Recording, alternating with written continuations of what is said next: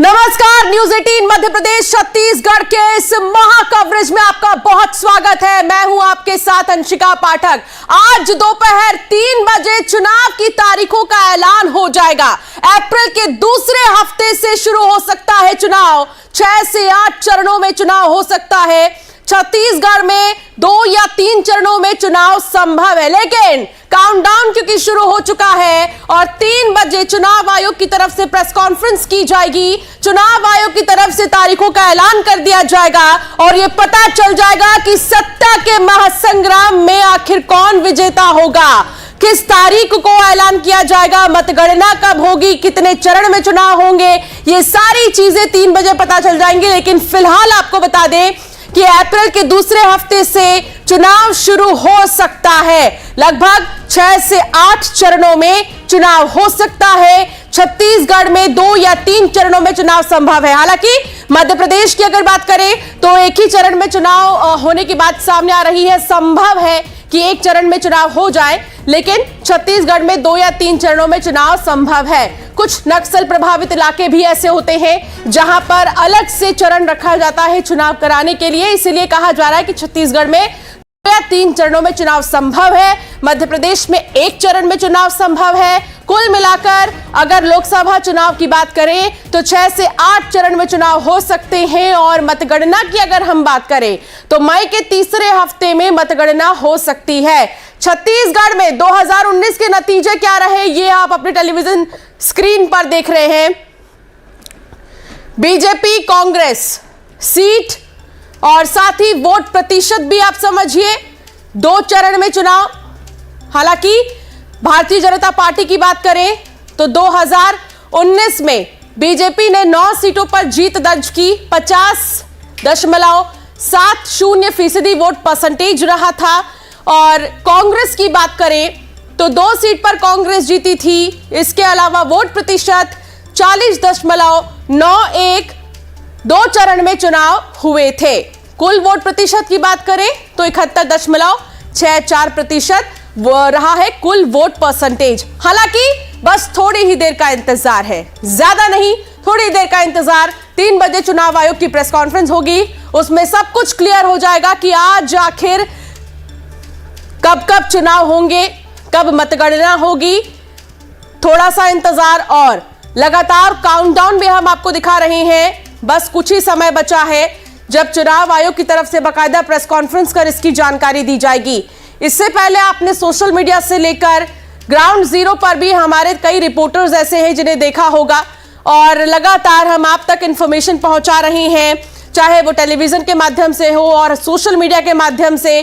कौन कहां से चुनाव लड़ने वाला है और कहां पर किस तरह इस वक्त माहौल बना हुआ है, हर तस्वीर सबसे पहले न्यूज 18 मध्य प्रदेश छत्तीसगढ़ आप तक पहुंचा रहा है।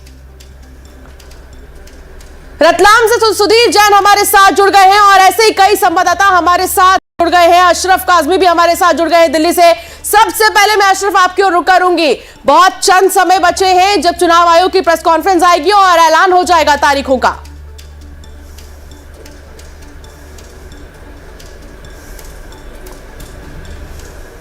का समय बचा है और 3 बजते ही चुनाव आयोग अपना पूरा कार्यक्रम जारी कर देगा कि कैसे और कितने चरणों में देश में चुनाव कराना है, लोकसभा और विधानसभा का। मेरे साथ कुछ लोग भी हैं, इनसे पूछते हैं कि क्या चाहते हैं। सबसे पहले सचिन दुबे, आप एडवोकेट हैं, अब फिर आज 3 बजे चुनाव आयोग प्रेस कॉन्फ्रेंस करने जा रहा है, पूरा कार्यक्रम जारी कर दे। आपकी क्या उम्मीद है कि सरकार कैसी होनी चाहिए आने वाली? इस चुनाव से बहुत सारी संभावनाएं हैं। सबसे पहले तो ये कि चुनाव निष्पक्ष होने चाहिए। इलेक्शन कमीशन को चुनाव ऐसे कराने चाहिए कि चुनाव बिल्कुल निष्पक्ष हो और जनता की जो राय है वो उसमें देखी जाए, जो चुनाव के नतीजों में आएगी। तो ये इंश्योर चुनाव आयोग को करना है कि चुनाव जो है निष्पक्ष तरीके से हो, सही तरीके से हो और जनता की चुनी हुई सरकार इसमें आए। सरकार कैसी होनी चाहिए, ये तो निष्पक्षता की बात हो गई। सरकार क्या करे आज जनता के लिए? देखो, 2 पहलू होते हैं। राज्यों के चुनाव जनता अलग तरीके से देखती है, केंद्र के अलग तरीके से देखती है। तो संभावनाएं तो हमारी ये हैं कि जो सरकार सत्ता में है वही वापस आए, क्योंकि देख के भी यही लग रहा है, जनाधार देख के यही लग रहा है और कोई पार्टी अभी इतनी ज़्यादा प्रतिस्पर्धा में नहीं है। तो यानी विपक्ष जो है कहीं आपको नजर नहीं आता कि इस चुनाव की रेस में है। हम जरूर चाहते हैं विपक्ष नजर आए, पर अभी तक तो ऐसा कुछ दिखा नहीं कि विपक्ष ने कुछ ऐसा किया हो कि लगे कि इस चुनाव में कहीं ना कहीं वो बन रहे हैं। बीएन सिंह साहब है हमारे साथ। बीएन सिंह साहब, आपकी क्या उम्मीद है, कैसी होनी चाहिए सरकार? सर, सरकार जन भावनाओं का ध्यान रखे, चाहे वो केंद्र की सरकार हो, राज्य की सरकार हो। जो सरकार जन भावनाओं को ध्यान नहीं रखेगी वो सरकार जन विरोधी कहलाती है। वर्तमान में सरकार ने जो काम कर रही है 10 साल से, इसके अब वर्तमान सरकार का तो हम अपने से देखते हैं, आम पब्लिक को देखते हैं। हमारे जैसे जो लोग हैं, महंगाई बहुत है, अब बेरोजगारी बहुत है। सरकार सारी बातें करती है, महंगाई बेरोजगारी पे कोई बात नहीं करती। इसलिए आम आदमी तो यही चाहता है कि अब जैसे ये वकील साहब थे, वकील साहब ने कहा, ठीक, वकील साहब का उन्होंने ठीक ही किया था, भैया कोई विपक्ष है नहीं। अरे ये सरकार 272 की लड़ाई लड़ रही है। हम लोग अखबार पढ़े लिखे थोड़े लोग पढ़ते, वो जद्दोजहद 272 की कर रही है। कभी इस सरकार ने ये नहीं कहा कि हमको अरे महंगाई इतनी हो गई साहब, इस पे कंट्रोल हो। ठीक है अशरफ, बने रहिए, आपसे आगे भी जानकारी लूंगी। ममता भी मेरी सहयोगी मेरे साथ जुड़ी हुई है। ममता, छत्तीसगढ़ की अगर हम बात करें तो अभी तक ये कहा जा रहा है कम से कम 2 से 3 चरणों में चुनाव संभव है। इस वक्त माहौल कैसा छत्तीसगढ़ का? बिल्कुल, देखिए राजधानी में रायपुर में इस वक्त मौजूद हूँ और आप देख रहे हैं कि शहर जो है वो उसी तरीके से चल रहा है। लेकिन ये ज़रूर है कि सबके जहन में ये ज़रूर है कि 3 बजे जो है वो चुनाव आयोग अपनी प्रेस कॉन्फ्रेंस लेगा और उसके बाद में तारीखों की घोषणा की जाएगी। पॉलिटिकल जो पार्टीज़ हैं, हमने विकास उपाध्याय से बात की जो रायपुर के सांसद प्रत्याशी हैं कांग्रेस से, उनका कहना था कि हम पूरी तरह से तैयार हैं। ये और बात है कि सिर्फ 6 सीटों में अभी तक के कांग्रेस अपने प्रत्याशी उतार पाई है, 5 पे अभी तक पेच फंसा हुआ है। दूसरी तरफ अगर हम बात करें तो बीजेपी का कहना है कि वो तैयार है। आम लोग कितने तैयार हैं इसको लेकर हम बात करते हैं। अभी 3 बजे जो है वो केंद्रीय चुनाव आयोग प्रेस कॉन्फ्रेंस लेगा, फिर आदर्श आचार संहिता लग जाएगी और चुनाव की जो तारीख है वो घोषित हो जाएगी। चुनाव को लेकर आपके दिमाग में क्या चल रहा है? हम चाहते हैं कि चुनाव जल्दी से जल्दी आए और हम अपना वोट दें, अपना मतदान दें। वो 2 चरण में हो सके, 3 भी चरण में हो सकता है, तो क्या आप चाहते हैं कि कैसा होना चाहिए चुनाव? एक साथ होना चाहिए? नहीं, एक साथ हो जाए तो ज़्यादा अच्छा हो, ताकि एक साथ हम सब मिल के वोट दे सकें। जी, क्या उम्मीदें हैं आपकी? चुनाव हो और बेहतरीन हो, जिससे आम जनता को प्रॉफिट हो, फायदे हो। और आम जनता चाहती है कि जब हम जिस यानी कि ममता, यहाँ पर जनता ने सोच रखा है कि उनके मुद्दे क्या होंगे और इस बार वो वोट डालने जाएंगे तो वो क्या सोचकर जा रहे हैं वोट डालने के लिए, ये साफ तौर पर समझ में आ रहा है। रतलाम से सुधीर भी हमारे साथ जुड़े हैं। सुधीर, रतलाम में खास तौर पर अगर हम देखें तो कितनी तैयारी है, जनता कितनी तैयार है इस बार चुनाव के लिए? काउंटडाउन शुरू हो चुका है। देखिए, बिल्कुल काउंटडाउन शुरू हो चुका है। 3 बजे करीब जो है इलेक्शन कमीशन आज घोषणा कर देगा पूरे देश में किस तारीख में चुनाव होने जा रहे हैं। और मैं रतलाम जिले की जहां तक बात है तो यहाँ का जो मतदाता है काफ़ी उत्साहित है और पॉलिटिकल पार्टी के लोग भी मेरे साथ में मौजूद है। कांग्रेस की तरफ से यहाँ पे जो कैंडिडेट का है डिक्लेयर नहीं हुआ है, लेकिन भारतीय जनता पार्टी ने यहाँ से अनीता नागर सिंह चौहान को मैदान में उतारा है। कुछ लोग मेरे साथ हैं।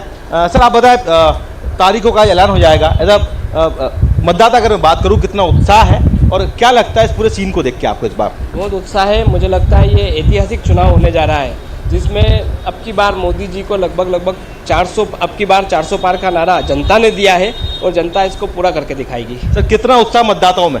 मतदाताओं में पूरा उत्साह है और इस बार मोदी जी का जो वादा है, मोदी जी की गारंटी के ऊपर पूरे देश की गारंटी उन्होंने दी है और उसके ऊपर पूरे देश को भरोसा है।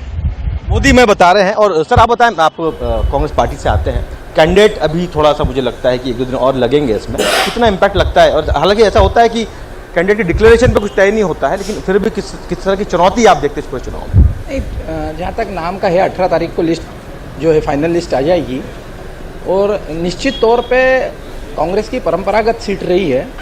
और इस विधानसभा के चुनाव में भी देखें तो कांग्रेस और बीजेपी के बीच में कोई बहुत ज़्यादा मार्जिन का डिफरेंस नहीं है। 4 पे वो है इस जिले में, 3 पे हम हैं, 1 पे निर्दलीय। और अगर इस समय जो बाप पार्टी है जो अगर उनका उम्मीदवार लड़ता है तो निश्चित रूप से इस बार का जो चुनाव रहेगा लोकसभा का बहुत निर्णायक रहेगा। जयस निर्णायक सिद्ध होगी। सर आप बताएं, उत्साह कैसा लग रहा है आपको? आप लगातार फील्ड में घूमते हैं। भारतीय जनता पार्टी के कार्यकर्ताओं में लगातार उत्साह है, मतदाताओं में भी उत्साह है। विकास कार्यों को देखकर, मोदी जी के कार्यों को देखकर मतदाता भी बहुत सारा उत्साह है। और भारतीय जनता पार्टी की पूरी तैयारी है। बूथों तक बूथ विजय संकल्प अभियान के तहत हम बूथों तक पहुँचे हैं। बूथों पे हमारी सारी तैयारी है। हमारे बूथ अध्यक्ष, महामंत्री, बीएलए सारे कार्य पर लगे हुए हैं। पार्टी के निर्देश अनुसार हमारा कैंडिडेट भी घोषित हो गया। अनीता नागा सिंह चौहान को घोषित किया है। निश्चित रूप से विजय भारतीय जनता पार्टी की होगी और पूर्व में भी लगातार विजय भारतीय जनता पार्टी के रतलाम शहर से होती है। कांग्रेस की परंपरागत सीट, लेकिन जयस कितना असर डालेगी? जयस की बात करते हैं तो जयस ज़्यादा कुछ खास नहीं होगा, लेकिन लोकसभा में उत्साह तो बहुत है लोगों में, चुनाव का उत्साह है। लेकिन कांग्रेस पार्टी भी दमखम से यहाँ पर मैदान में उतरेगी और पूरी ताकत के साथ चुनाव लड़ेगी। ठीक है, सुधीर बने रहिए। उमेश मौर्य भी हमारे साथ जुड़ गए हैं बिलासपुर से। उमेश, बिलासपुर में इस वक्त माहौल कैसा है? जनता किन मुद्दों को सोच के वोट डालेगी? क्योंकि ज्यादा समय अब नहीं बचा है, 2 घंटे, लगभग 2.5 घंटे बचे हुए हैं जब चुनाव की तारीखों का ऐलान हो जाएगा। बिल्कुल, देखिए चुनाव की तारीखों के ऐलान का इंतजार जो है वो जनता भी कर रही है, क्योंकि जनता इसलिए इंतजार कर रही है कि वो अपना जनप्रतिनिधि, बेहतर जनप्रतिनिधि चुन सके। और यही वजह है कि जो भाजपा कांग्रेस की जो तैयारी है वो तो अपनी तैयारी है ही है, इसके साथ भी जनता भी मतदान करने के लिए बेसब्री से इंतजार कर रही है। किस मुद्दों को लेकर, किन मुद्दों को लेकर आप इस बार मतदान करेंगे? देखिए, मुद्दे तो बहुत सारे हैं, क्योंकि भारत में सबसे पहले शिक्षा है, स्वास्थ्य है और ख़ासकर युवाओं की जो बेरोजगारी है, उस मुद्दों को लेकर के हमें एक अच्छी सरकार चुनना है। जी, आप बताइए किन मुद्दों को लेकर? महंगाई का मुद्दा है, महिलाओं का सुरक्षा के लिए है और बेरोजगारी के लिए। आप बताइए किन मुद्दों को लेकर आप वोट करेंगे इस बार? मुद्दा देश की अखंडता, जो इस तरह से देश को बांटा जा रहा है उसको देख के, देश अखंड भारत को देखते हुए कि भारत की सुरक्षा किनके हाथों में देना है, इसको देख के इस बार। आप बताइए तिवारी जी, आपको क्या लगता है किन मुद्दों को लेकर वोट करेंगे इस बार? निरंतर युवाओं के साथ जो छलावा किया जा रहा है वो सरकारें छलावा करना बंद कर दें। इसलिए युवा जिनकी नाराजगी युवाओं की जो दिन प्रतिदिन सरकार के प्रति बढ़ती जा रही है, इस समय युवा सिर्फ रोजगार के प्रति अपना वोट। रोजगार, आप क्या लगता है, आपको क्या लगता है किन मुद्दों को लेकर वोट होना चाहिए?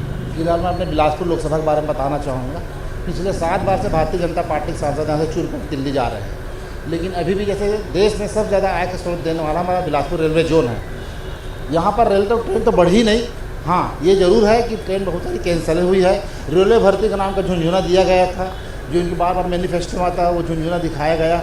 और रही बात सांसदों द्वारा एक आदर्श ग्राम का करके गोद लेते गाँव को। आज भी चाहे रतनपुर के आसपास मदनपुर में चले जाइए, कोटा विधानसभा में छतौना चले जाइए, जिन जिन गाँवों को सांसदों ने गोद लिया है वहाँ पर हायर सेकेंडरी के लिए आज भी लड़कियाँ 5-5 किलोमीटर पैदल जा रहे हैं। ठीक है, बिल्कुल। तो बिलासपुर में जनता किन मुद्दों को ध्यान में रखकर वोट डालेगी ये तो आप सुन ही रहे हैं, लेकिन आपको रायसेन भी लिए चलते हैं जहां से दिनेश हमारे संवाददाता जुड़े हैं। दिनेश, वहां पर जनता से बात करिए, पूछिए कि उनके मुद्दे क्या है, कितने वो तैयार है चुनाव के लिए। बिल्कुल अंशिका, मैं बात बता दूं आपको, आज कहीं ना कहीं दोपहर 3 बजे यहाँ पर लोकसभा चुनाव को लेकर यहाँ पर घोषणा होने वाली है। और हम बात करें विदिशा रायसेन लोकसभा सीट की, तो काफी महत्वपूर्ण विधानसभा सीट ये लोकसभा सीट ये मानी जाती है। अटल बिहारी वाजपेयी, सुषमा स्वराज जैसे दिग्गज नेता यहाँ पर रहे हैं। एक बार फिर शिवराज सिंह चौहान इस सीट से मैदान में है और हम बातचीत करते हैं यहाँ कुछ लोगों ने इस तरह की बात की। आज चुनाव की आज घोषणा होने वाली है, क्या दिक्कत है इसको लेकर? सूचना के आने के बाद में भारतीय जनता पार्टी अपने मूल में ही चुनाव लड़ी और हम जो भी चुनाव लड़ते हैं जमीन कार्यकर्ता के हिसाब से लड़ते हैं। हम जमीन पे चुनाव लड़ते हैं और हम निश्चित ही ये चुनाव रिकॉर्ड मतों से जीतेंगे। कम से 8 से 8.5 लाख से वोट से शिवराज सिंह जी यहाँ से चुनाव जीतेंगे, ऐसा हम सब कार्यकर्ताओं की उम्मीद के साथ विश्वास भी है हमें और हमने काम किए हैं। उन काम को कुछ और लोग मौजूद हैं क्या, किस तरीके आज यहाँ पर घोषणा होने वाली है? मोदी सरकार से क्या उम्मीद है आपको? मोदी जी बहुत ही अच्छे हैं, उनकी योजनाएं बहुत अच्छी हैं और मुझे पूरा मतलब ये है कि भारी बहुमतों से मोदी जी की वजह से ये जीत मिलेगी।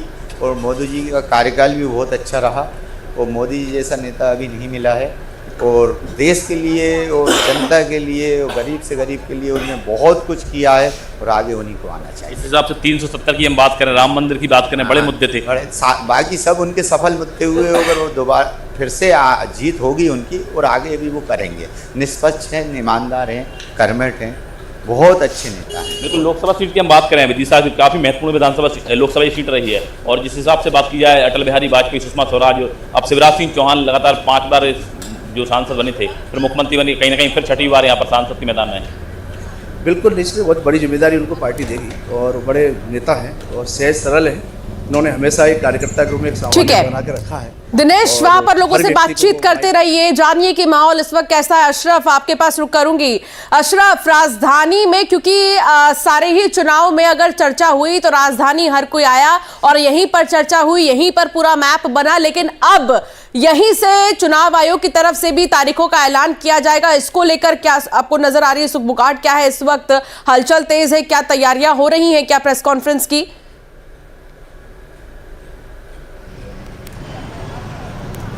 बिल्कुल, देखिए 1:30 बजे से विज्ञान भवन में अधिकारी पहुंचने शुरू हो जाएंगे और 3 बजे वहां पर प्रेस कॉन्फ्रेंस करेंगे। मुख्य चुनाव आयुक्त रहेंगे और उनके साथ दोनों चुनाव आयुक्त रहेंगे। तो तैयारियां शुरू हैं। चुनाव आयोग की तरफ से भी जो टीम के लोग हैं वो विज्ञान भवन सबसे पहले पहुंचेंगे। 1:30 बजे वो लोग पहुंच जाएंगे और 3 बजे प्रेस कॉन्फ्रेंस होगी। तैयारी पूरी है। समीक्षा यहाँ पर भी पहले प्रेस कॉन्फ्रेंस से पहले भी समीक्षा हुई और कल भी समीक्षा हुई, और चुनाव आयोग ने राज्यवार समीक्षा की है कि कहां पे चुनाव को लेकर कितनी तैयार राज्य सरकार है, जो प्रशासनिक मशीनरी है वो कितनी तैयार है, हमें कहां पर कितना डिप्लॉयमेंट सुरक्षा बलों का चाहिए, केंद्रीय फोर्स का कितना चाहिए, तमाम जो जानकारियां होती हैं वो इकट्ठी की गई हैं। ईवीएम्स को लेकर उन्होंने जानकारी ली गई है कि कितनी ईवीएम्स की हैं और कहां पे कैसे कैसे रखी जाएंगी, उनकी सुरक्षा का बंदोबस्त क्या होगा, उनका बैकअप प्रोग्राम क्या है, वो सब तमाम समीक्षा बैठक में चर्चा हो चुकी है। बस अब जो इंतजार किया जा रहा है 3 बजे का किया जा रहा है। 3 बजे जैसे ही 3 बजते हैं प्रेस कॉन्फ्रेंस शुरू होगी और चुनाव आयोग अपना पूरा जो चुनाव का कार्यक्रम है वो जारी कर देगा। लोकसभा और विधानसभा, जहां जहां विधानसभा चुनाव है वो उनका जारी करेगा, और लोकसभा चुनाव के लिए पूरा कितने चरणों में लोकसभा चुनाव होगा, क्या 2019 की तरह से ही लोकसभा चुनाव होंगे या चरण कुछ बढ़ा दिए जाएंगे या कम कर दिए जाएंगे, ये थोड़ा देखने का सवाल है। जी बिल्कुल। ममता, रायपुर में जनता ने क्या सोचा है? कैंडिडेट्स भी एक बड़ा फैक्टर होते हैं जब भी वोट डालने के लिए जनता जाती है। मुद्दे तो होते ही हैं, लेकिन कैंडिडेट्स को भी यहाँ पर जनता जरूर देखती है। तो उनसे पूछिए कि वो कितने ज्यादा खुश है कैंडिडेट्स को लेकर। बिल्कुल, देखिए हमारे साथ कुछ लोग मौजूद हैं, उनसे बात करते हैं। और ये बताइए कि प्रत्याशी को लेकर आप क्या चाहते हैं कि किस तरह के प्रत्याशी मौजूदा समय में क्या सोचते हैं? मैम, जो तुरंत फैसले लो, जो करंट उसी समय में जो कुछ भी हुआ उसका तुरंत उसका निर्णय लेना चाहिए और पूरा सही होना चाहिए। और आने वाले समय मैम डेवलपमेंट होना चाहिए और जो भी बने मैम, और फैसिलिटीज़ बढ़ानी चाहिए। बस आप बताइए कि प्रत्याशी जो है, अभी चुनाव होंगे तो कैसे प्रत्याशी होना चाहिए, नेता कैसा होना चाहिए आपका? बस मोदी तो है, मोदी जी तो है ना रे, और क्या है, ठीक तो है, बढ़िया है, चला रहे हैं देश को, कोई अच्छी बात है। यानी ममता रायपुर में बात करते हैं, आप ये बताइए कि किस तरह का प्रत्याशी होना चाहिए? किस तरह का प्रत्याशी होना चाहिए? मोदी मैजिक है क्या, बताइए मुझे। चलिए ममता, मोदी मैजिक नजर आ रहा है रायपुर में, लग रहा है। रतलाम में भी जान लेते हैं। सुधीर, रायपुर में तो लोग कह रहे हैं कि मोदी जी तो है ही ना, और क्या चाहिए, और क्या चाहिए? रतलाम में लोगों की क्या अपेक्षा है, लोग क्या चाहते हैं, उनका कैंडिडेट, उनका नेता कैसा हो? ठीक है, बिल्कुल मेरे साथ कुछ लोग हैं, उन्हीं चर्चा करते हैं। आप बताएं, आप युवा है, कैसा नेता चाहिए, कैसा सांसद चाहिए आपको? एक ऐसा नेता और एक ऐसा सांसद चाहिए जो मिडिल क्लास व्यापारियों के लिए थोड़ी सी राहत योजनाएं ला सके। इस मिडिल क्लास व्यापारी के थ्रू पूरी टैक्स की कलेक्शन होती है, गरीबों के 2 रुपये किलो के चावल जाते हैं। अमीरी को जो बड़ी बड़ी लग्जरियस चीज़ें खरीदते हैं उसका GST बहुत ज़्यादा अमाउंट में पे होता है। तो कुछ एक राहत योजना एक मिडिल क्लास व्यापारियों के लिए लेकर आए, और मिडिल क्लास व्यापारियों के लिए थोड़ा बहुत कुछ अच्छी राहत योजना है, यही हम चाहते हैं और इसी हिसाब से हम वोट करने जाएंगे। तो राहत मिले मिडिल क्लास को। सर आप बताएं, क्या सोच के वोट इस बार देने जाएंगे? आप युवा है, क्या सोच के वोट देने जाएंगे? आपका नेता कैसा होना चाहिए, सांसद कैसा होना चाहिए आपका? 2014 के बाद देश में एक अस्मरणीय बदलाव देखने को मिला है और मोदी जी के नेतृत्व में भारत ने अकल्पनीय विकास किया है और आगे भी 400 पार। सांसद कैसा होना चाहिए आपका? सांसद जो एक क्षेत्रीय मुद्दे में यहाँ पे जो जो समस्या है उनको हल करें, खासकर रोजगार की, व्यापार की जो समस्या है और उद्योगों की समस्या, उस पर फोकस करके इस पूरे एरिया को डेवलप करें। रोजगार और पलायन, आदिवासी इलाका पलायन बड़ी समस्या होता है, पलायन को लेके क्या कुछ खास लगता है आपको? मुझे लगता है पलायन को लेकर जो औद्योगिक क्षेत्र में अभी काम चल रहा है वहाँ पर रोजगार के अवसर प्राप्त होंगे और निवेश क्षेत्र में जैसे ही उद्योग लगने शुरू होंगे मुझे लगता है पलायन भी रुकेगा। और ठीक है सुधीर, बातचीत करते रहिए रतलाम में। उमेश, आपसे बात करूंगी। उमेश, लोगों से बातचीत करके पूछिए कि वो कैसा नेता चाहते हैं, उनकी अपेक्षाएं क्या है आने वाले नेता से, कैंडिडेट्स के लिए, और यहाँ मुकाबला वो कितना शानदार समझ रहे हैं। बिल्कुल, इस बार किस तरीके से आप पूरे इस चुनाव को देखते हैं, कितना कड़ा मुकाबला देखते हैं इस बार यहाँ? देखिए, अभी का जो माहौल है जिस हिसाब से चल रहा है, तो कहीं ना कहीं ऐसा देखा जा सकता है कि मुकाबला तो है, क्योंकि छत्तीसगढ़ की 2 से 3 ऐसी सीटें हैं जो कांग्रेस के लिए भी मजबूत दिख रही है। तो ऐसा अपन नहीं कह सकते कि इस बार भाजपा ही प्रबल यहाँ पे रहेगी। 2 से 3 सीटों का आकलन ऐसा आ रहा है कि कहीं ना कहीं कांग्रेस आ सकती है इसमें। बिल्कुल, आप ये बताइए कि किस तरीके से चुनाव देखते हैं, चूंकि बहुत कम समय बचा है, तारीखों का ऐलान हो जाएगा। मैं तो बोलना चाहूँगा, जैसे बिलासपुर लोकसभा क्षेत्र में जैसे युवाओं के लिए खेल का मैदान, ग्रामीण क्षेत्र में पिछले 7 बार के सांसदों ने एक किसी बड़े स्टेडियम के खेल के बच्चों के क्षेत्र जो केंद्र में जाकर उनके लिए कोई स्टेडियम का पहल नहीं किया है। और रही बात कोटा विधानसभा में, एक मिट्ठू नामा गाँव पड़ता है जो सेंट्रल है कोटा विधानसभा का, वो भी आदर्श ग्राम है, वहाँ पर सुख सुविधा, अभी भी WBM कच्चा रोड है, हायर सेकेंडरी है ही नहीं। इन सब चीज़ों को लेकर भी शिक्षा भी एक मुद्दा रहेगा और साथ बार जो सांसद चुन के जाते थे इनमें उनको मुँह को खानी पड़ेगी। देखिए, सड़क, नाली, पानी, बिजली के अलावा यहाँ पर शिक्षा अभी एक बड़ा मुद्दा होगा और इन्हीं मुद्दों को लेकर जो जनता है यहाँ की वो इस बार वोट करने जाएगी। जी, ये जनता है और जनता जनार्दन है, और ऐसे में इन्हें कैसा नेता चाहिए ये बहुत जरूरी है, इनके मुद्दे क्या हैं ये बहुत जरूरी है। आप सभी संवाददाताओं का बहुत शुक्रिया जानकारी साझा करने के लिए, बातचीत के लिए। तो काउंटडाउन क्योंकि शुरू हो चुका है, महज 2 घंटे 20 मिनट बाकी है, जिसके बाद चुनाव आयोग की तरफ से प्रेस कॉन्फ्रेंस की जाएगी और फिर तारीखों का ऐलान कर दिया जाएगा। 2024 लोकसभा चुनाव के इस रण में कौन जीतेगा यह भी पता चलेगा कि आखिर कब इसका रिजल्ट आएगा। तमाम चीजें इंतजार करते रहिए, पल पल का अपडेट आप तक हम पहुंचाते रहेंगे। हर छोटी बड़ी खबर सबसे पहले न्यूज़ 18 मध्य प्रदेश छत्तीसगढ़ आप तक पहुंचाएगा। बुलेटिन में फिलहाल इतना ही, आप देखते रहिए न्यूज़ 18।